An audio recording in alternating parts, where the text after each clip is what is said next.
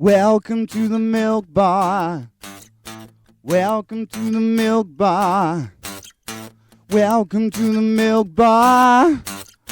Welcome to the milk bar. Welcome to the milk bar. Welcome along to episode 527 of the Milk Bar. Jason Forrest here with you as ever. And coming up on the show, we'll hear from SailGP's Great British team. 3 of their members joining us to let us know about the sport and a forthcoming event in August. Jack Cattell will be along to share his latest single in acoustic form and some of his other music too. We catch up with the team from Compton about their brand new contact centre. The ground has been broken on the project and we're about 12 months away from seeing a fantastic new facility for those in our city who need it. Enzo Di Vico will be telling us about the cakes that he produces. They are vegan and they are absolutely fantastic, so we'll be talking to him about his business Sweetie Pie. And we'll be talking to celebrity chef Rosemary Shrager and Phil Buckle, Chief Executive at Electrical Safety First, all about accidents in the home and having a little word to make sure that we don't fall victim to some of the electrical problems which have caused fires across the Midlands. But first of all, with Season 2 of Agatha Raisin now available on DVD as a box set, you can indulge yourself in the fantastically funny mystery surrounding the world of the Cotswolds. One of the recurrent stars in the show is their Mrs. Boggle, Marcia Warren, who joins me on the line now. Hello. Hello. How are we doing? Very well. I'm so looking forward to seeing the shows, which I haven't seen yet. So it's very exciting. Yeah, because you get to be in 2 of the mysteries this time round, of the 6 that are now available to watch. Yes, I do. Which means the excitement of watching the series is there for you too. Yeah, absolutely. Absolutely. And the Cotswolds are so beautiful, aren't they? Absolutely. Ashley Jensen is just glorious as the lead. She's a very, very fine actress. And it's such a big hit in America. I didn't realise. And in fact, they're having parties of Americans come over and 2 of the cast take them round our villages. And it's just the look of the area, which I think adds to the story as these mysteries unfold with the unusual murders that take place. Exactly. It's mischief, mayhem and murder. So, I mean, this season we can hopefully see some sort of resolution to Agatha's love life, because this has been an ongoing issue, hasn't it? Absolutely, really surprising. And she's sort of an anti-heroine as well, because in the first series nobody liked her. They certainly didn't like Mrs. Boggle, but she is crass, outspoken, rude and loud, and actually went to the loo on the side of the road in episode 1. So I'm very glad my mother isn't alive. But she has had, as one of the cast describes, a personality transplant. And because I think she was rather lonely because nobody liked her. And so she started smiling, which is a bit frightening for the village. But maybe they don't know quite what she's up to and what's going to come next. No, quite. But it must be fun to play a part like Mrs. Boggle. I mean, you're middle-aged now, I would say. So you've played a few parts in your time, haven't you? Just a few, yes. In many a show over, 40 years or so in acting? 54, Is it that many? Blimey neck. Yes. I wouldn't have said you were old enough for that. But is she one of the most fun characters to have played? She is. She's in this series alone, she's been wardrobe mistress of a reenactment with the Sealed Knot Society and stood in for one of the men. I said, could I wear a beard and have a fight with a pike? Which was a big mistake. Do you know how heavy pikes are? I dread to think, to be fair. And the Sealed Knot come along and they bring their cooking pots and their spinning wheels and really do fight, and muskets as well. I said, well, what chance has a pike got against a musket? And they said the musket has to reload. Oh. And then the latest is she's head of the neighbourhood watch, which she did go a bit over the top about. She thinks she's a policeman now, and she wears a security belt with everything in it, a dossier, a taser gun, and a fishing net the art department gave me. I didn't ask why, but I just wear it. And at one point a tin hat. But she helps to solve the murders in that episode. So and very much it's a team, isn't it, in Agatha Raisin? Whether it's some of the other cast who are all pulling together to get to the bottom of it. They are. It's a big murder team. And she's become a full-time private investigator now. I think the village likes Ashley's character a bit more now. Yeah, She's been very useful to them. Absolutely. I mean, we saw that in season 1 and things, the tide started to change. But it's obviously a big switch up for attitude from a PR role that she's had in the past. And if somebody is going to go out there and hasn't seen it yet, there is a box set of season 1 and season 2 available. Yes. So you can do the whole thing. And if you're halfway through, season 2 is there to watch in the comfort of your own home at your own speed. That's it. It takes care of my summer, doesn't it? You can sit back and relax and enjoy it with a Pimm's or something, can't you? Yes, absolutely gorgeous. Can't wait. So, other than some of the antics you got up to, what are the highlights that haven't involved your character? Is a good camaraderie behind the scenes as well? Oh, just marvellous. If you've done something for a long time, that there are lots of shortcuts for the crews, and it's marvellous. And, makeup and wardrobe, they have, and crew have a really quite a hard time of it, really, getting up at 5:30 and not getting home till about 8. It's long. We've got days off. It's all right for us to swan in and out. But you've got to have lovely people, haven't you, if you're doing a job like that? And they all want to do it, and they all love it and want to come back, And MC Beaton has written 30 books, so I could go on till I'm 90. Well, sounds like a great as long as I don't get murdered. Well, this is it. Have you read ahead? Have you read these books to see if Mrs. Boggle makes it? No, so I daren't. It's as much of a mystery to you. Well, your agent will be in touch, I'm sure. They've been checking it all out as a way of doing it, which sounds like a plan. Absolutely. But adapters are amazing, and producers, because they do change things sometimes an enormous amount to bring it up to date, And they put in, for instance, the reenactment, the Sealed Knot, the Cavaliers and Roundheads, which wasn't in the book. I don't know what Ms. Beaton thinks about it, but they are unsung heroes. Mm-hmm. But some of these things, it makes all the difference to television, and it just makes the plot or even more exciting and visually interesting on screen, which is the way we love it. Exactly. You can get this, as we say, as a box set. It is out there now. $24.99 for season 2 on DVD. If you want season 1 and 2, it's $39.99. All certificate 12 and available to digitally download as well. So you can do that, or you can get the real thing and pop that in your DVD collection at home. But it's truly entertaining stuff, great fun. The mystery, the magic, and the humour all thrown in for good measure. Absolutely brilliant stuff from Agatha Raisin, season 2 available now. And the wonderful character, Mrs. Boggle, played by Marcia Warren. Thank you for joining us. Thank you. We employ you as our press officer. I'll come and give you a hand. Absolutely marvellous. Well done.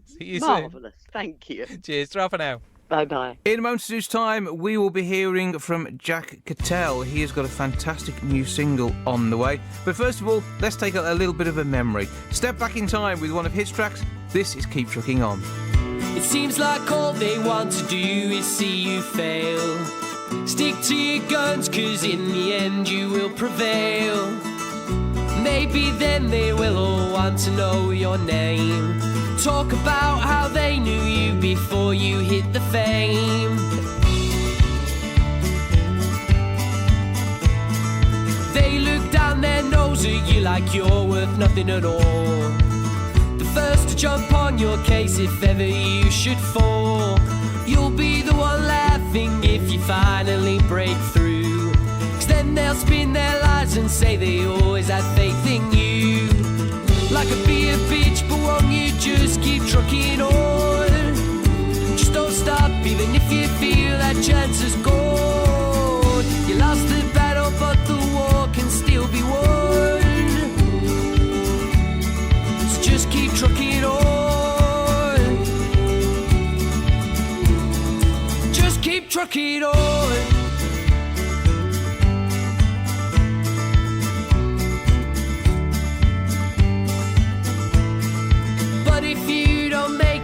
And they all don't know your name. Don't think all the efforts you put in have been in vain. Though you may not be famous and you may not have it all, you can still make a living, and that's all I'm in this for. Like a beer bitch, but won't you just keep trucking on? Just don't stop, even if you feel that chance is gone. You lost the battle, but the war can still be won. Just keep trucking on. keep trucking on, 'cause though the road will twist and turn, lessons will be learned. Though the road will twist and turn, you won't crash and burn. You won't crash and burn. Life can be a bitch, but won't you just keep trucking on? Just don't stop, even if you feel that chance is gone. You lost the battle, but the war can still be won. So just keep trucking on. Life can be a bitch, but won't you just keep trucking on? Just don't stop, even if you feel that chance is gone. You lost the battle, but the war can still be won. So just keep trucking on. Just keep trucking on. Just keep trucking on.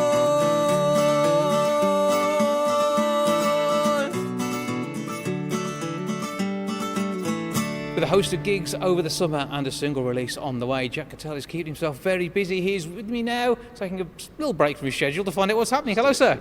Hello, how are you? I'm good. Right. But it's been about 12, 18 months since we last had a natter, isn't it? It has, yeah. It's been quite a while. Yeah. And that's been manic, hasn't it? Just a bit, yeah. Especially after the party in the park, it's been very, very busy, yeah. Mm-hmm. So what's going on then? So there's a single release, a video, and plenty of gigs. So let's start off with the single, because that's out on the 7th of August? It is the 7th of August. It was supposed to be the 27th, but we've had a bit of an issue with the artwork for it. So I've had to change the artwork slightly, but it will be out on the 7th of August, I've been told, with a video as well, coming out on the same day, hopefully. Now, that must have been good fun to put together. Tell us a bit about that. Oh, it was brilliant. I've got a good friend of mine, Dan Evans. He shoots some great videos. He shot a video for me before for Homeward Bound. And so I'd messaged him saying, I've got this idea for a video for Mr. Daniels. Do you want to come and shoot it with me? And he loves shooting videos, so so there you were, you're away. Yeah, of course, and you know, it's always a positive that he's a good friend of mine as well. So you know, he's very good at what he does, and he's got some great footage, and he's put most of it together now, so it's all coming together. Yeah, and even though the song might be 3-4 minutes long, it's still an awful lot of work to get all that together, and the amount of cuts and shots in there. So where did you film? It was at the Botanist in Birmingham, in the downstairs. I think it's called the Plant Room. I think downstairs, but it's a lovely rustic bar, and it suits the song perfectly. So and suits you as well. Yeah, of course it does. Yeah, it's like American style, like 60s vibe. I think that we were going for a bit Johnny Cash, and because your music does vary, doesn't it? I mean, you did quite a wide range of things. I mean, you're only 22 now, but you've got a career which has gone back a few years. Yeah, just a few years. Yeah, I think I started out when I was around about 18, and definitely a few different styles in my songwriting. I seem to go through phases. So I went through a bit of a phase with American sort of country, and that's where this song originated. And of course, the EP is a bit more folky, a bit more folk orientated. So it's a bit different. But Mr. Daniels, I'm taking this maybe has a bit of harking to the bar that you're actually in. So is there an alcohol link here? Of course there is, yeah. But I mean, your background's in chemistry as well, isn't it? Yeah, so is, yeah. You know your ethanol from your various other things. I'd like to think so. I've just graduated, so if any employees are looking, you know. So anyone's a chemist who can sing and knows a thing to do about drinking Jack Daniels, he is your man. It's called Jack, and it helps, doesn't it? You see. It does, yeah. Yeah. So that again. A fun song, I mean, that's the song, thing. Yeah. You're enjoying your music, and you're getting that across in what you're singing about. Yeah, I'd like to think so. Yeah, I mean, we had a lot of fun enjoying the video shoot. Definitely, I got two session players in with me, a double bass player and a drummer. Yeah. Alison Knott and Mike Ferguson. Brilliant musicians who did it at short notice as well, and I'm sure they enjoyed it just as much as I did as well. It was a really, really fun day. We got quite a lot of locals down, a lot of fans from Facebook and Instagram come down, and there was about 30, 40 people there that enjoyed the shoot. And there was one promo shot that we got of a few that were confident enough to do it, of singing along to the chorus, and I've put that out on social media. It's good. I really enjoyed it, and I think they bounced off me as well. So it was really, really enjoyable to film. Yeah. Excellent. So we get to see real reactions to your music, and we get to enjoy the real music too in a short while's time. But before we do, gigs on the way, and that's quite a busy time over the next few weeks as well, isn't it? Yeah, Thursday is the big one. I've entered a competition, it's Jack Daniels Presents competition. So nice link. Yeah, lovely link to the single. It's called Sounds of Summer, and I got through to the first heat, which is on Thursday, the 1st of August, at O'Neill's Bar in Worcester. Okay, want to get along there? Yeah, it's me against another band, and the more people that come and cheer me, the more chance I've got of going through to the semi-finals. So. Shirt on Jack Cattell, that's the name you're looking for. Make sure you get yourself You know out to it. Worcester, come along, do it. He is the man. Right, okay, what else have we got? It's just covers gigs at the moment, to be quite honest with you, and we've got a few big opportunities in the pipeline that are coming for September onwards, and looking into 2020 as well. So there's some big things to come. Hopefully a band behind me as well. But some big gigs to come in. Is that status for you, having the band behind you? You enjoy that? I love it. Yeah, it's not really a status thing. It's more of it improves me, and I think I improve them as well as musicians. We do bounce off each other, and the boys that I've got rehearsing with me at the moment are brilliant musicians in their own right. But I think their ideas that they bring to these songs that I'm writing is giving them a new lease of life, and that's what you want in music. You don't want to be burning out and writing the same old songs again and again, and they've kind of pushed me in a different direction and made me think, there's another way to go with these songs that we've got, and it's all good, it's all going really well, and hopefully we'll be ready for the new year when all these big gigs are going to start rolling in. Big gigs and an album as well, possibly? I'm hoping that there'll be an album. We're pushing it. We need an album, really, don't we? There's potentially going to be an EP out at the end of this year, a 3-track EP. I'm back recording in August, so hopefully that will go well, and the EP will be out at the end of 2019, and then we're looking forward to an album in 2020, hopefully. Okay, that's all to come. It's all 2020. Yeah, okay. It is. That's the big year, yeah. Okay, that's when it happens. You saw it here first. Okay, so what are you going to play for us then? I'm going to play a single for you. You're going to get the single? Yeah. Okay. We'll go straight in. That's something to look forward to. Mr. Daniels from Jack Cattell. Meanwhile, where can we find you on socials? Jack Cattell Music on Facebook, Instagram and YouTube, and then on Twitter it's J Cattell Music, because Jack Cattell Music was too long for the for the Twitter bio. You cut too much, you can put in your handle. Okay, that's the way to do it. He's great to listen to. We'll prove that now. This is Mr. Daniels from Jack Cattell. 3, 2, 1.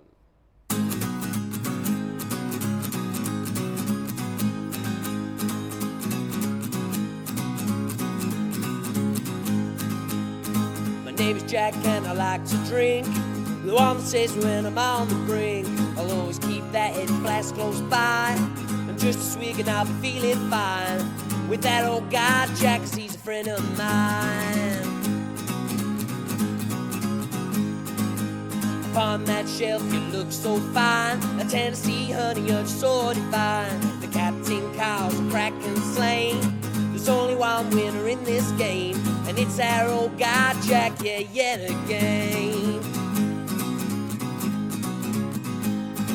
Good old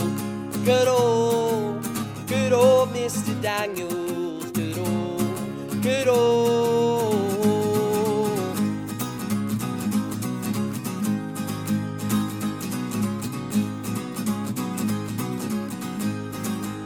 Fresh out of Lynchburg, Tennessee. Well, old number 7 does a trick for me. It sometimes makes my problems hurt, and other times kills my concerns.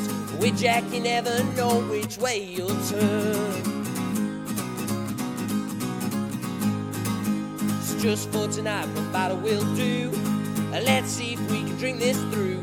Then come around at 3 or 4, I stumble in through my front door, and that guy Jack, he will be gone, that's for sure.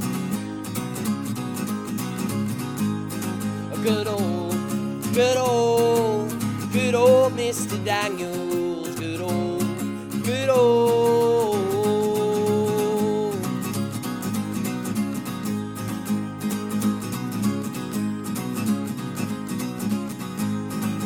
Well, I'm not drinking anymore, but I'm not drinking any less either. So barkeep, come on, hit me again. Don't support till I tell you when. It's our old guy Jack, and he's back again. Upon that shelf you look so fine, the Tennessee honey so divine. The Captain Cow's the cracking slain, nothing else makes me feel the same. It's our old guy, Jack winning the game. Good old Mr. Daniels. Good old Mr. Daniels. Good old.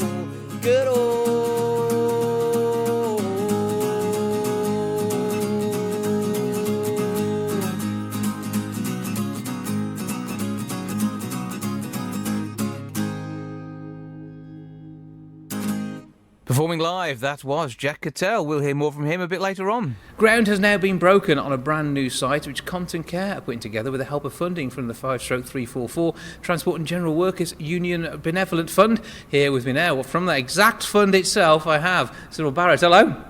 Good evening. How are you? I'm good. Are you okay? Very well. Very well indeed. And from Compton Care, Grace Lee. Hello. Hi, Jason. So, first of all, Grace, tell us a bit about the centre itself.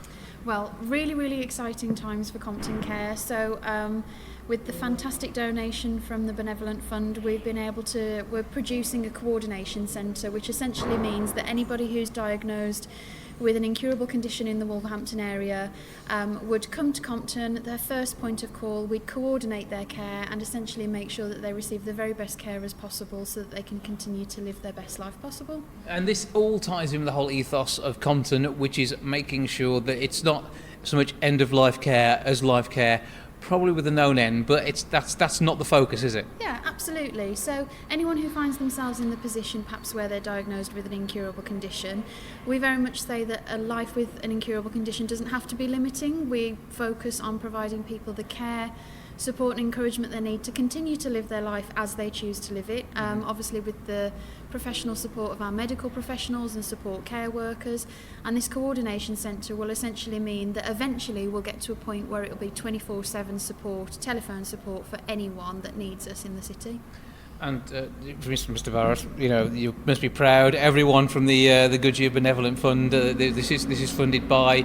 It was a big part of our city, and its legacy is this sort of thing, caring for the residents. We're absolutely delighted, Jason. The Trustees and Management Committee, on behalf of all of the ex-members, set out to do this project. It was always the cornerstone of us creating a living legacy within the community of Wolverhampton, the Black Country. So to finally get there, we're absolutely over the moon. And the response from our ex-members has been a sense of pride for them and for their families, because what we're doing is that we're reaching out and we're helping and supporting Compton Care. Compton Care's reputation in the community of Wolverhampton and the Black Country is so unbelievably high. And not alone are we helping the patients, we also see it as an opportunity to help the families, because both face difficult and challenging times. As recently as 2 weeks ago, I met an ex-member, and he's told me that he faces difficult and challenging times, and he talked about Compton Care glowingly. The support that they've given him already, it made me feel very proud and very humble. But everything we're doing on behalf of the members or the ex-members of the fund, creating what I class as our proud living legacy in Wolverhampton. And this is going to be a world-class facility. What we're seeing now, the ground has literally just been broken. It's all part of the planning stages. You have to get there, and there's a route through. But in around 12 months' time, we should see the building itself? Yes, it'll take approximately 12 months. It's a Grade 2 listed building, so it'll take time. But it's more important, it's a positive project. It is, people understand it's going to take a little bit longer than what we would have all liked, but it's positive. And I hope is that the volunteers and the staff at the hospice will turn around, right, and they will get a lift from the project as much as the people long term will benefit from it. Yeah, and I mean, those who are involved in fundraising are often people who are also being looked after by Compton Care as well. And Grace, I know that there's a bit of a buzz there too, isn't there?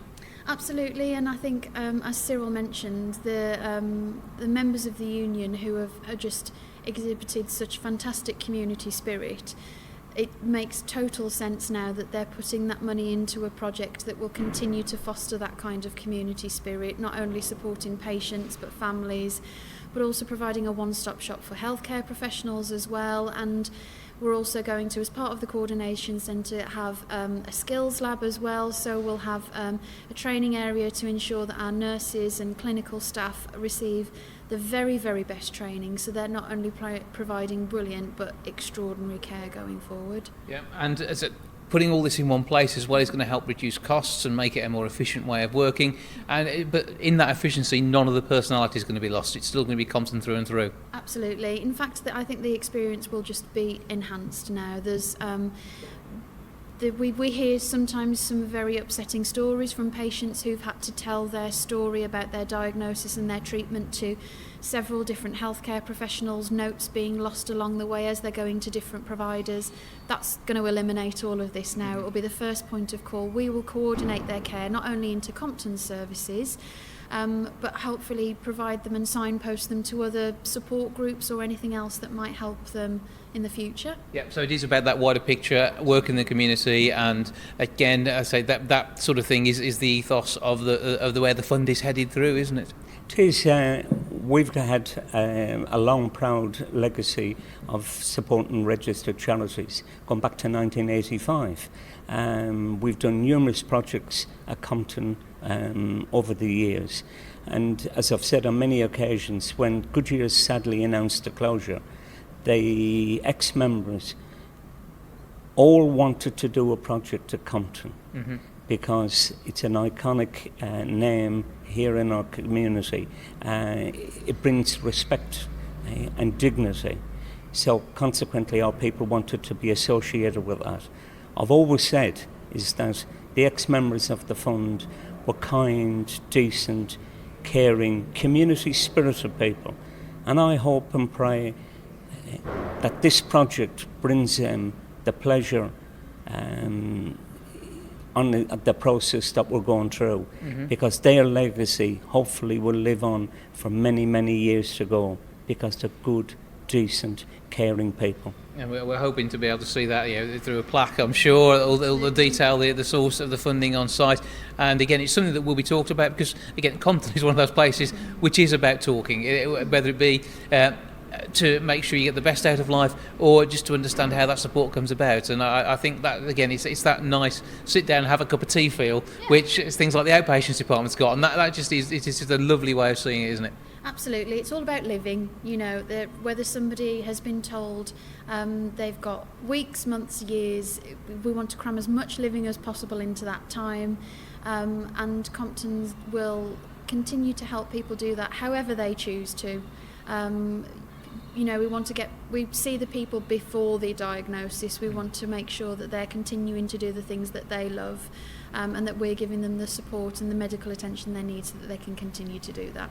And that's ongoing through all the work you're doing, I'm sure, through your social media, and of course on the website we'll be able to see the progress as a centre as it comes together, say in around 12 months' time when it's opening, and fingers crossed we can all be there for the big opening day. That'd be great. So where do we go to find out all the information? So if you head to comptoncare.org.uk, or if you search for Compton Care on Facebook or Twitter, we'll be putting regular updates on there. So we've had lovely Cyril feature last week when we broke the ground, so to speak. And we'll be providing regular updates so people can see the progress as it goes along. And then absolutely, we'd love to invite you to the opening as well in 12 months' time. Well, we look forward to that. Grace Lee from Compton Care and Cyril Barrett from the Transport and General Workers Union Benevolent Fund. Thank you both for joining us. Once again, comptoncare.org.uk to get all your details of everything that happens online, or check out the social feeds too. But continue good luck with the project, and thank you for everything you're both doing. Thank you. Thank you very much.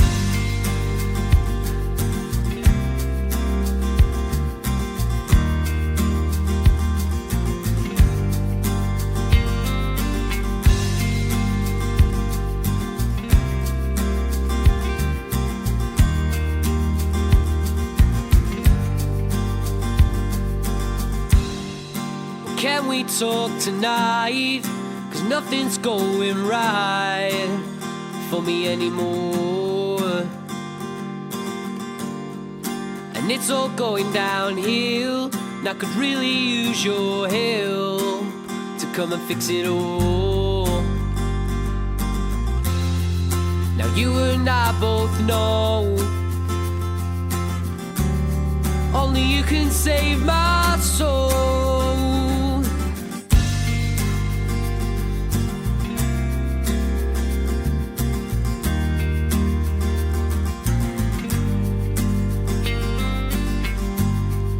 Now you know when I'm gone that it's not gonna be long until I'm coming home. We argue when I stay, I miss you when I go away, and leave you on your own. 'Cause I just can't deny I need you by my side. 'Cause you're my sunshine on a rainy day.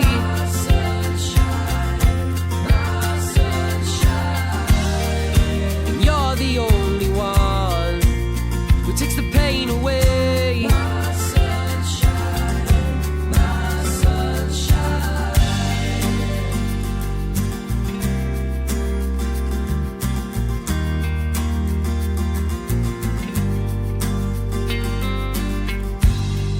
Can you get on that plane? Come and visit me again. 'Cause I need your love. Nothing's gonna change, I still love you all the same. But is it good enough? There's no one else like you. Do you feel the same way too? You're my sunshine on a rainy day.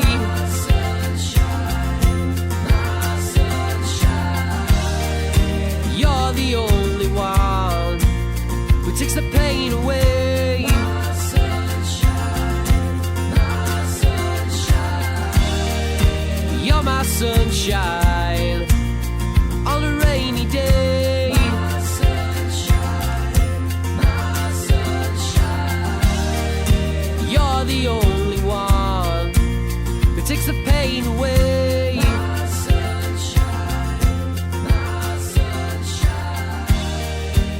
My sunshine on a rainy day. Sweetie Pie Bakery are producing vegan treats for people across the Wolverhampton area. To tell us more, I'm joined now by Enzo Di Vico. Hello, sir. Hiya. So, how did you start all of this? Because are you vegan yourself? Yes, I am. I've been vegan for 9 years now. And what prompted that change? Some videos which I happen to watch on YouTube about animal slaughter. Yeah.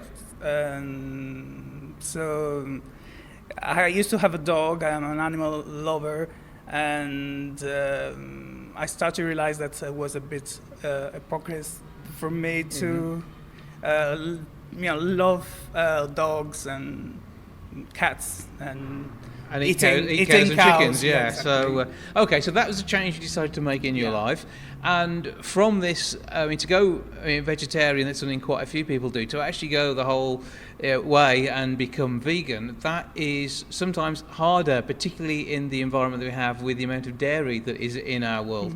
And one place that dairy lives normally is in the world of confectionery, and cakes themselves.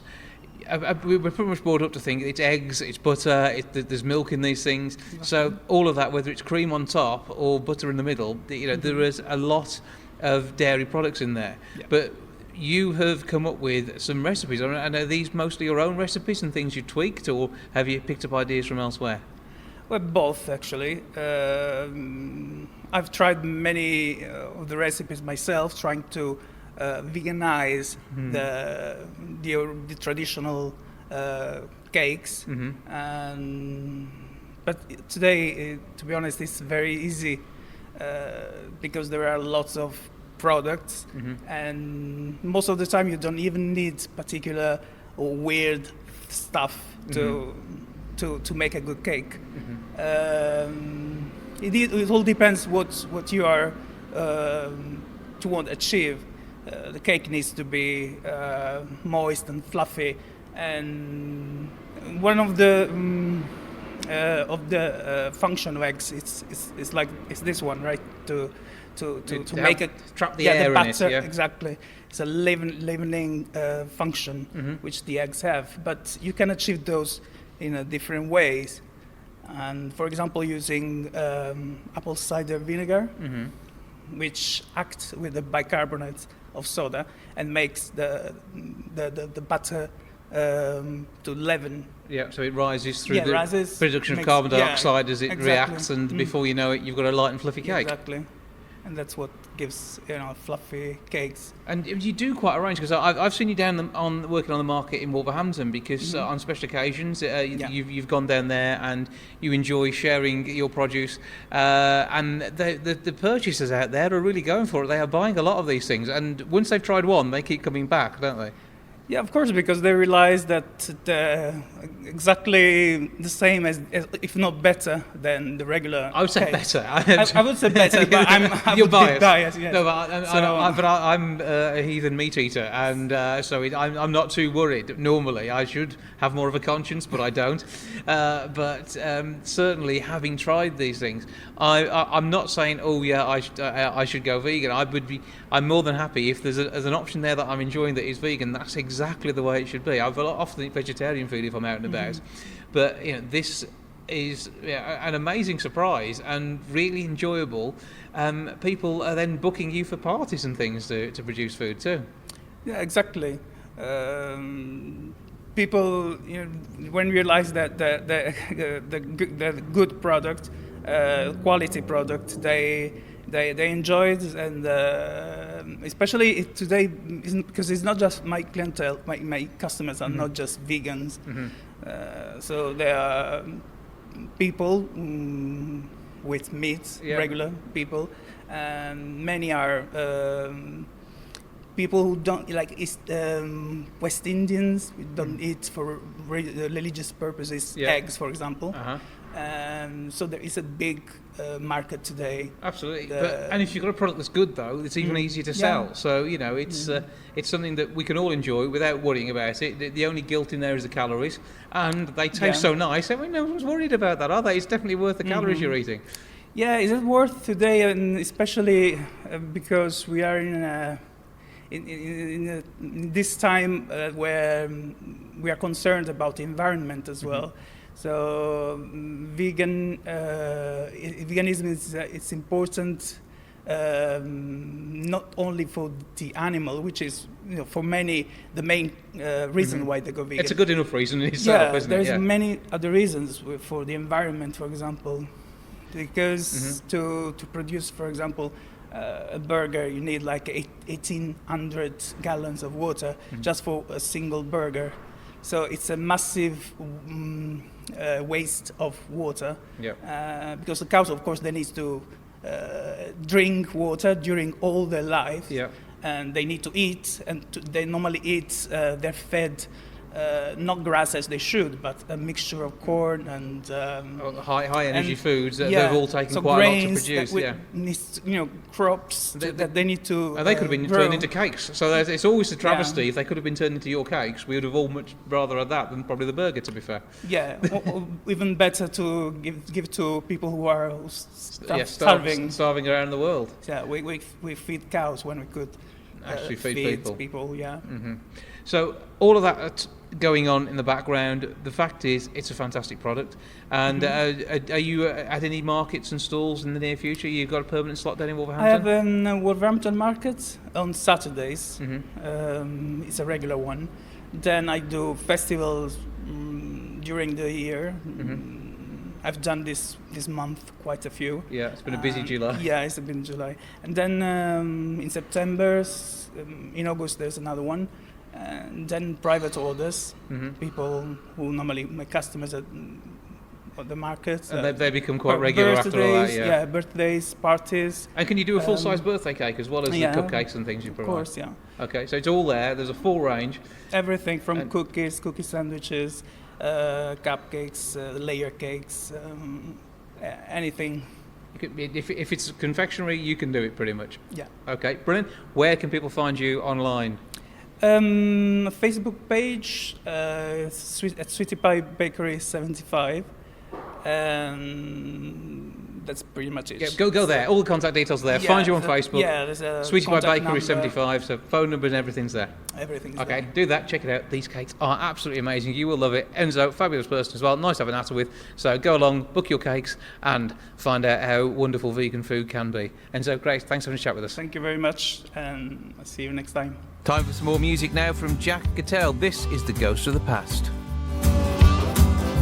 I've tried to hide all the demons of the past away, sweep them under the carpet, but they're here to stay. Like there's a dark cloud looming right above my head. I guess I'll have to lay it 'cause I made my bed. And life goes by so fast, so who you gotta be? The good times come and pass, honey, you will see. Life goes by so fast, choose your path wisely. The ghosts of your past, they'll haunt you for eternity.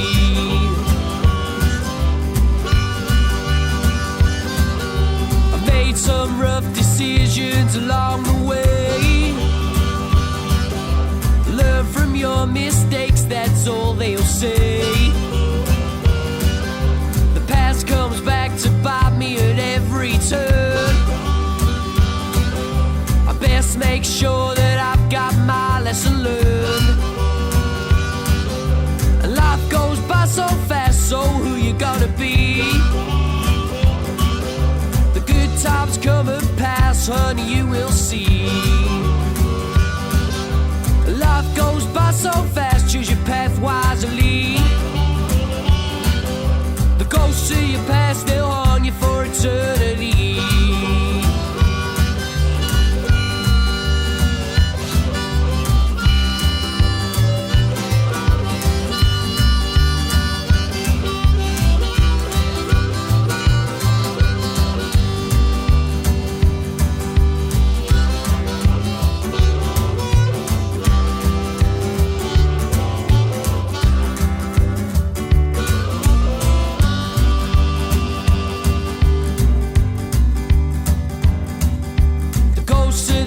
They haunt me day by day.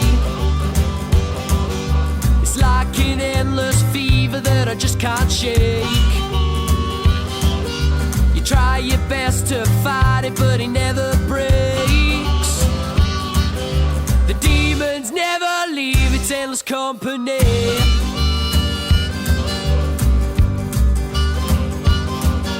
Life goes by so fast, so who you gotta be? Times come and pass, honey, you will see. Life goes by so fast, choose your path wisely. Yeah, yeah, yeah, yeah, yeah. The ghosts of your past, they'll haunt you for eternity. The ghosts of your past, they'll haunt you for eternity. The ghosts of your past, they'll haunt you and they'll never leave.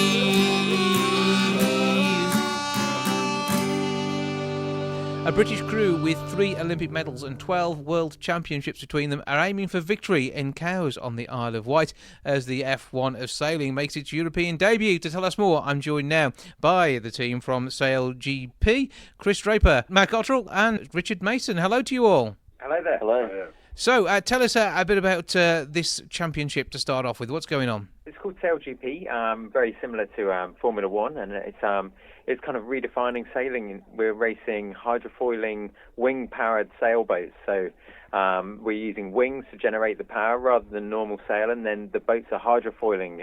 So we're skimming across the water, which allows us to reach speeds up to sort of 60 miles an hour. This all sounds rather exciting. Yeah, I mean, it's nation v nation. There's 6 teams from 6 nations. We're racing identical boats, and we race really, really close to shore. And it's incredible for us to race on the boats, but also an amazing spectacle for people to watch.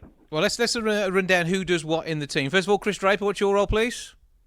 I trim the wing and I manage the team on the shore. Okay, so you don't normally get too wet, I take it. Then you're not in the sea. No, I do. I race on the boat. Okay. I trim the wing, so that means I control the power on the boat and control the wing sail. Okay, so that's an important job. Matt Cottrell, what do you do? I'm in the grinder one position, so I'm spend most of my time facing backwards, but I provide the power to Chris to be able to trim the wing. So you always know where you've been, but and you're like putting your trust in the others on where you're going. Yeah, no, it's always good to see the people you're beating anyway. That's the way. Richard Mason, what do you get up to? Yeah, I've got a similar role to Matt in that I provide the power for the wing, but I also trim the jib, which is the front sail. Okay, so providing the power, what do we mean then here? So we've got a winch on the boat that Matt and I turn to pull the wing in and out. So it's quite a physical role. We're racing around the course close to max heart rate for most of the 15 minutes that we're racing. And we move the sails to keep the boat in a good balance in order to go as fast as we possibly can. So you are the Great Britain SailGP team, and is this a widespread sport that I've just missed out on? No, it's very much new. This circuit it's only started this year. CAS is going to be the fourth event of the year. Mm-hmm. We started off in Sydney, and we then moved on to San Francisco and then New York just recently. And then this is the fourth event of the Grand Prix. And then the final event is in Marseille for a winner-takes-all final match race, which will just be between the top two teams' cumulative points through the whole season. And the winner-takes-all will be a $1 million prize money for that race in Marseille at the end of the circuit. Wow. So, I mean, how many are involved in the team then? Because it's more than just the three of you. Yeah, there's 5 of us on the boat, sailing the boat.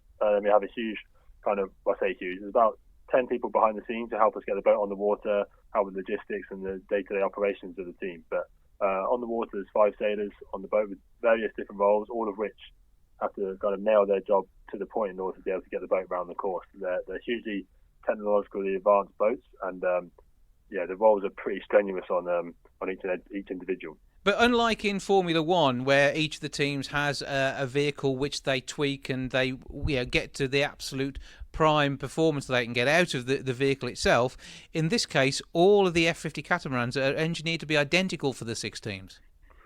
Yeah, each boat is exactly the same, which is kind of runs through the ethos of the event, is that it's all down to the sailors and the ability of the teams as to who comes out on top. The boats are always advancing with the technology that we've got. We're trying to make them better between each event. So there's always little tweaks going on, but if it needs to be done, it gets applied to the whole fleet. So we're always learning and always trying to keep up with the advances in between events, which keeps kind of plays into our hands a little bit because we're one of the younger, kind of newer teams, less experience on the boat. So we're looking at all the new stuff that comes along and trying to adapt to it as quick as possible, and doing a really good job of that so far. But the fact that it's all the same for every boat makes it really good racing. There's also lots of little different things that we can change on the boats. While they are all identical, we can, similarly to like a Formula One car, if you imagine that all of the Formula One cars are exactly the same, and they all came from one production company, but then you're allowed to change like your gear ratios or how quickly your throttle engagement happened and all that kind of stuff. We're allowed to tweak all those different settings on the boat. And part of making your boat go faster than the others is how you tweak those settings, as well as how well your shore crew prepare it for it to be absolutely optimal for performance. Obviously, you've all got experience in the Olympics there. So how does this come across? Because a rowing gold medalist compared to whatever the job you were doing there, Matt, it's a bit of a change, I'm going to guess. Yeah, I mean, I think you can't really sail out these boats without having some understanding of what's going on. So thankfully, as I was growing up as a kid, sailing was always my passion, and that's how I got to know a lot of the guys on the boat. So we all met each other, come across each other in previous sailing worlds, and I went off rowing for a few years. But the physical side of it is a little bit different. But obviously, being fit and strong is a huge part of being a grinder on the boat, and thankfully, I can kind of bring a bit of that across from rowing. But the physical side of a race is quite similar to a rowing event. Really, you're basically flat out for as long as you can hang on for. So the more that we can grind, the more power we can provide to Chris trimming the wing, the more tools he has at his disposal, and the faster we hopefully going to be able to go. And obviously, it sounds like this is a bit of a young man's game. So, what is the age range of the team here? I'm very much the granddad of the team at 41, but my role is very much about thinking and a bit of agility to get across the boat. But it's very much a young man's sport, sailing these boats. To be honest, I'm hanging on by the skin of my teeth. But yeah, like Shrek says, these guys are producing enormous wattage at the front of the boat. We're literally at the moment just going through a crew trials process, trying to find another grinder to join the team, and we're really looking at elite athletes. These guys really treat themselves just exactly like. I mean, that's why we've got people like Matt who are Olympic rowers. But it's very different. The roles in the back of the boat are much more about thinking, really quick decision making, and being quick on your feet, and also about feel and sensitivity to how the boat's reacting. It's obviously we have instruments to tell us how fast we're going, but in sailing, so much of it comes from your actual feel.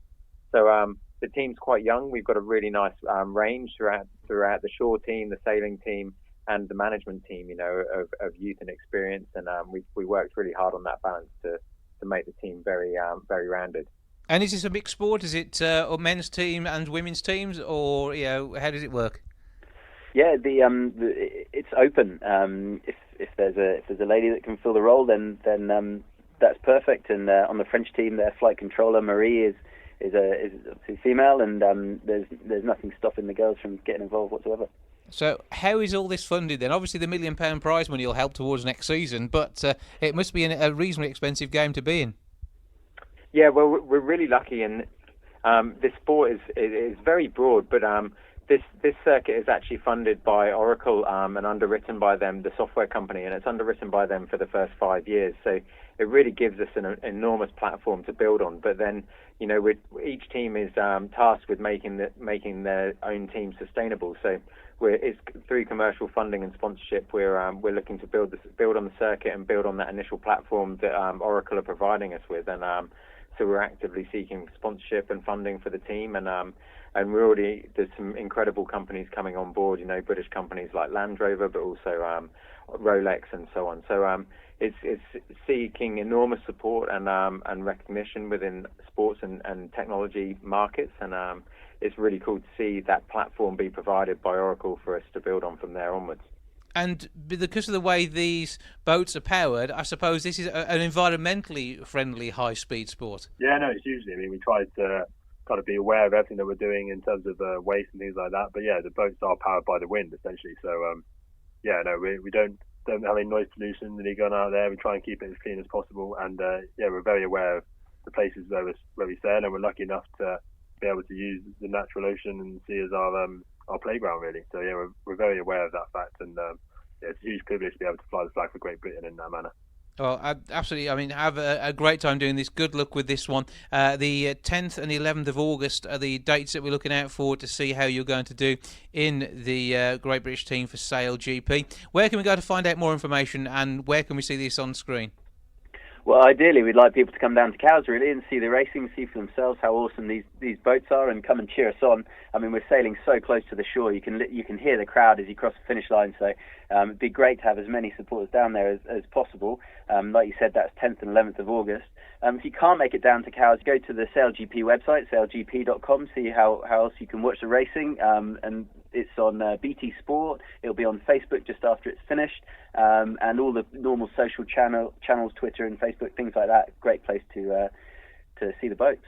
Well, it sounds like it's an absolutely amazing sport. As I say, good luck to all you guys. Keep doing your thing for the British team in there. Chris Draper, Matt Gottrell and Richard Mason, thank you all for joining us. Thank you for having us. Thank you.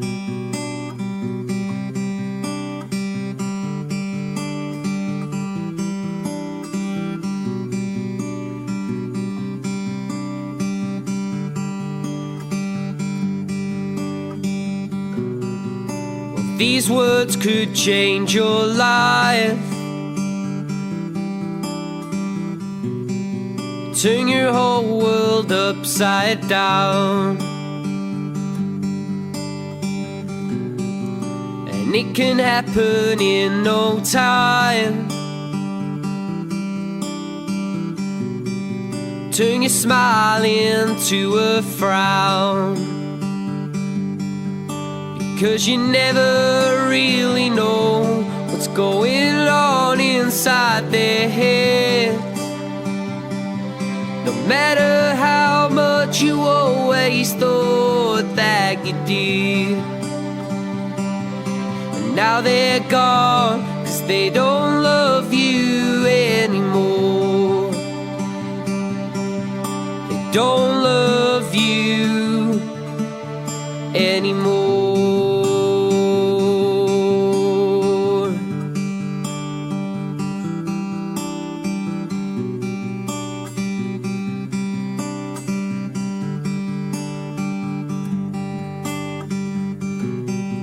Where did it all go so wrong? And where did we make that wrong turn?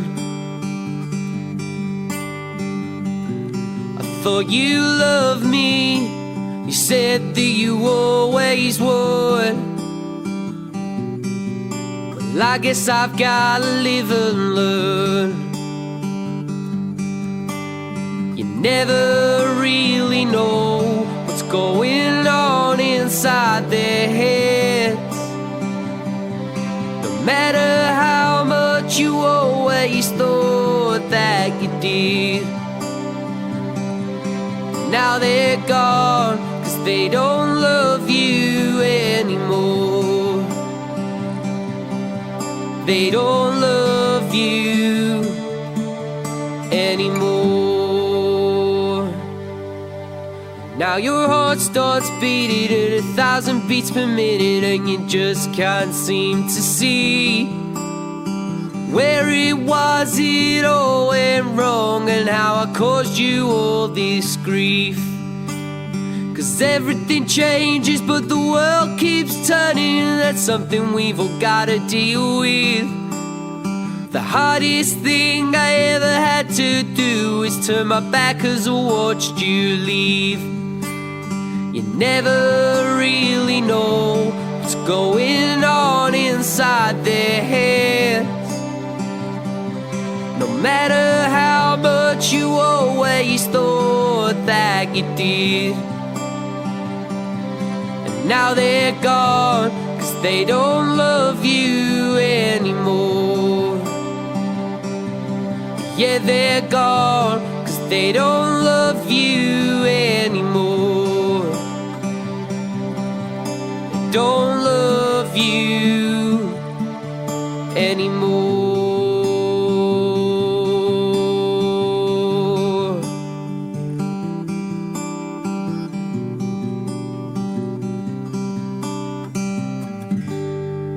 There were 537 accidental electrical fires in West Midlands kitchens last year, and many of these were caused by the misuse of appliances, with more than 2 in 5 West Midlands residents having had an electrical accident in the kitchen. I'm joined now by Phil Buckle, Chief Executive of Electrical Safety First, and Rosemary Shrager, Celebrity Chef, to tell me more. Hello! Hello! Right, so what's going on then? Why are we having so many problems in the kitchens across the Midlands? The research clearly shows that we tend to have a bit of a complacent attitude in our own homes towards the use of appliances in the kitchen and how we apply the manufacturer's instructions, or not, as the case may be, and generally end up overloading our electrical circuits, because unfortunately a lot of us just don't have enough sockets in our kitchens. So it is when you're getting multiple sockets in there that can cause a major issue. Trailing gangs of extra plugs plugged in can cause overheating. So is it more That's right. than the appliances themselves that are the problem? Well, a lot of it is down to overloading, and we see that there's some 60% of people around the UK that don't have an awareness of whether or not they're overloading their sockets. We have a tool on our website that can help in that regard. But appliances, some can be very old, and if they're not checked properly, they'll potentially cause problems. But we can also end up with misusing appliances by using them as storage areas, such as the microwave, the top of the microwave, blocking the air vents, and generally other issues around not cleaning them properly after use, so that dirt can build up and affect their operation. And the age-old problem of sticking metal objects in toasters to get toast crumbs out, because it's blocking the the pop-up mechanism is also a major problem. And that can be a rather nasty danger to our own health, let alone causing a fire in the kitchen. So it is certainly something we should avoid doing. So, Rosemary, I mean, when it comes to people not cleaning their kitchens properly, I mean, as a chef, that must be quite worrying to you. Well, it is. I mean, there are about 15 fires a day reported in the UK by misusing the appliances or not getting it right with the appliances, i.e. the electrics. And to be honest with you, when I was told about these statistics, when I heard all this, it shocked me, absolutely shocked me. But in my cookery school, you know, in Tunbridge Wells, we are absolutely super cautious in getting everything checked every year, and if not, some things are 6 months. So it's so important. But I do this there. Why didn't I do it in my own home? Mm-hmm. So I just don't know, because I just don't think about it. So having gone back to my home and now seeing what an awful state my home was in electrical-wise, I was jolly lucky to get away with not having a fire. You know, seriously. So in our own home, it's a completely different thing. And what Electrical Safety First are trying to do is make people aware of these dangers and make things doing. Now, people use this equipment. They take the small appliance out they may be doing, and you know, they get it mixed up. They've got loads of wires. They put it on in adapters. They do all this, as Phil said. You know, it is just ongoing, and it's actually having to think about this and having to realise that this is a dangerous environment. I mean, we know it's a dangerous environment. You can cut yourself. You can burn yourself. You can do all sorts of things, slip on the floor, break a bone, you know, whatever. I know we're putting the dampeners on it all. We're really playing the devil's advocate here. But I do think it's important to do this because it will shock people actually in doing something about it, safety. Because as I say, I've always said, if it saves one person out of everything, it would be amazing. I mean, you know, when you think about it, there's been, last year, they got, I think it was 72 people a month had the accidents. They were casualties of a fire in the kitchen. Mm-hmm. 72 people a month. I mean, that is frightening. We're trying to put this across. It's obviously important that we think about these things. And Phil, in a workplace, we're used to seeing pat testing on a load of appliances, and exactly. that's just something that doesn't happen in the home, does it? No, it doesn't. And you know, in the home, it's about just making sure that you are sensible when using your appliances and check them. You can have them pat tested if you want to by somebody, but you can see an awful lot by just looking at them. And if you notice that there's cracks in the casing of, say, a handheld blender, stop using it, replace it, check the cord on the appliances. Has it been damaged or cut? You know, there's knives and other stuff around in the kitchen that could have trapped the cord, so there could be damage to the lead itself. Is the plug okay? Make sure that the fuse that you're using is the correct rating, so that you don't risk damaging the appliance by overloading it through using an overrated fuse. Because if there was a fault on the appliance, it may continue to operate when it shouldn't do, and that will lead to possible damage to the appliance and a risk of electric shock to the user. So all of those issues need thinking about. Simple checks. Just run through them, do your own little risk assessment each time you're looking at using your kitchen, and you'll avoid any nasty surprises if you do that. Can I ask Phil a question? What happens if you can buy things online now, and you maybe get something from America or abroad, and you put a plug in to actually take that plug that you take abroad, take that plug, so it will take the socket that it requires. So you got something in America, you have to get a socket to put the American version in. Is that all right in our electricity? Well, if you're buying something online, there is a problem here. We have the plugs and sockets regulations in the UK, which require the correct type of plug to be provided.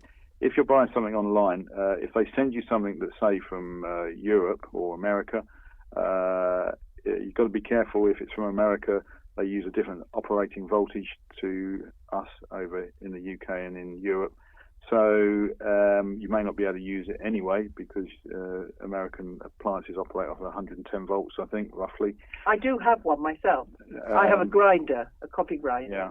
So if you're using, so in the UK, if you're buying online, the seller of that appliance should provide you with an appliance with the right plug on it, or if it's a European type plug, they should provide you with a permanent adapter that you can use, so that you can use it on the UK plug and socket system. Plugs on appliances from online sellers can be notoriously bad.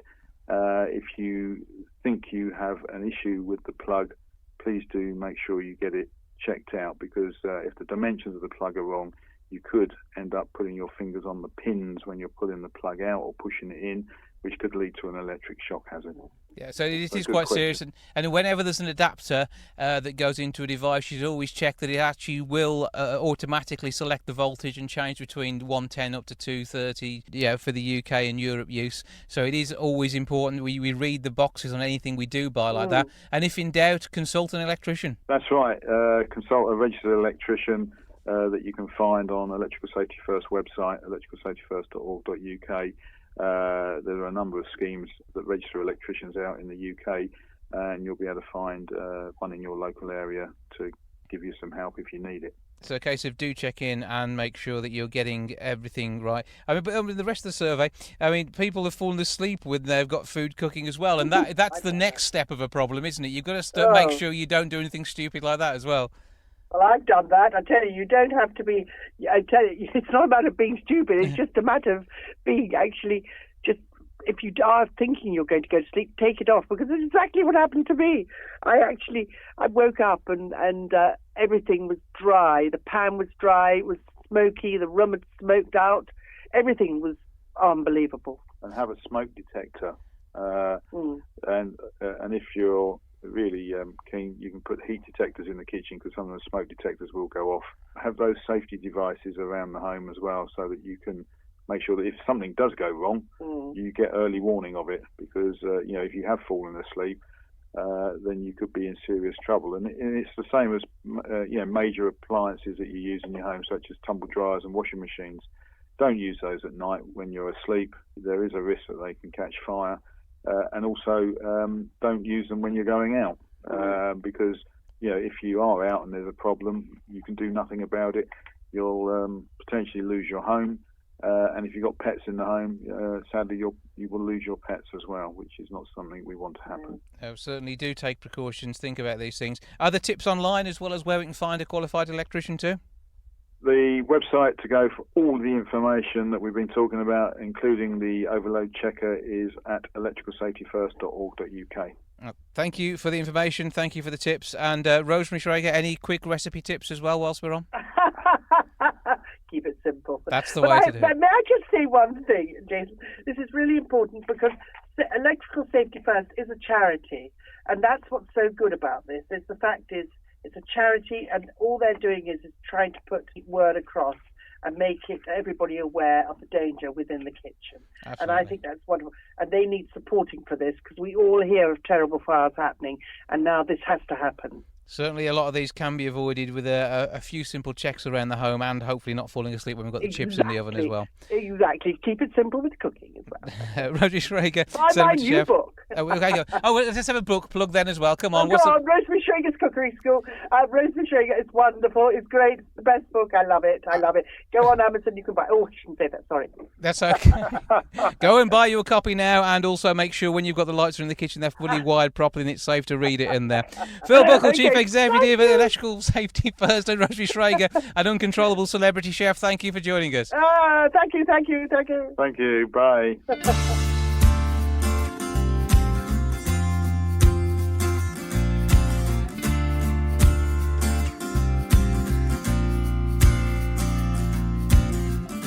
Lying here staring at the wall,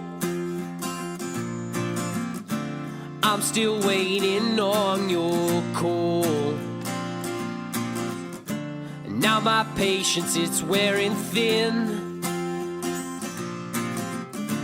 What are you doing? Where have you been? 'Cause I stayed up all night to make sure that you were alright.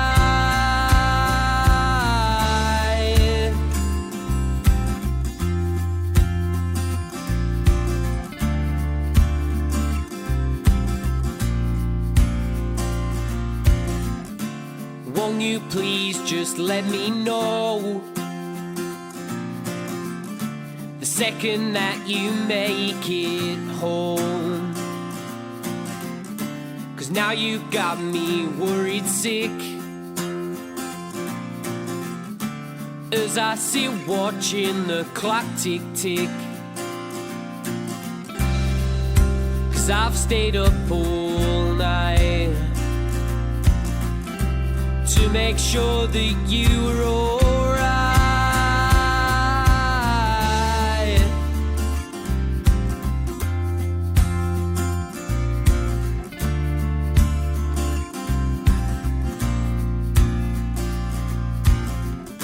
I get a message coming through. Couldn't believe it when I saw it was you. I had to pinch myself once or twice to make sure my eyes weren't lying. The tears fell as I read the words and what you'd said. And I'm alright, I'm just fine. All I needed was time to myself to get some help. And I feel better now, 'cause I'm alright, I'm just fine. All I needed was time to myself to get some help. And I feel better now, 'cause I'm alright, I'm just fine. All I needed was time to myself to get some help. And I feel better now, 'cause I'm alright, I'm just fine.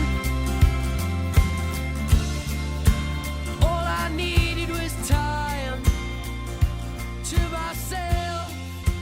That's Jack Cattell. Don't forget, if you can, join him at that gig on Thursday night. Check out all his details online and enjoy the fantastic sounds he's producing. Well, that's it for me this week. Thank you so much for joining us. Back with episode 528 next week. I'll see you then. Ta-ra for now. Goodbye from the milk bar. Goodbye from the milk bar. Goodbye from the milk bar. Goodbye from the milk bar. Yeah. Goodbye from the milk bar. Yeah.